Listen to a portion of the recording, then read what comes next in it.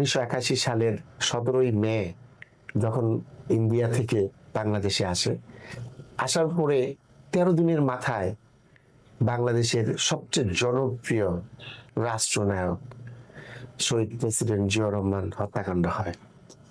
তার হাত ধরেই জিয়াউর রহমানের হত্যাকাণ্ড 1991 সাল থেকে 2008 এই পর্যন্ত হাতে গোনা তেমন কিন্তু কোনো গুম খুন বা রাজনৈতিক যে ক্রস ফায়ার তেমন হয় নাই। যেটা হয়েছে 2009 থেকে 2024 সালের 5ই আগস্ট পর্যন্ত।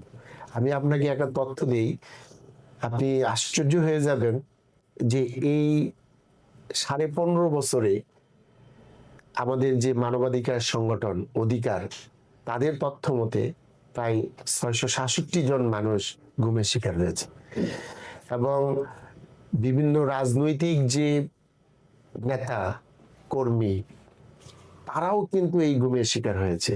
কাজেই আমার কাছে কেন জানি মনে হয় এই গুমের সাথে, খুনের সাথে এবং বীভৎস নির্যাতনের সাথে শেখ হাসিনার যে অবৈধ সরকার সরাসরি সম্পৃক্ত এবং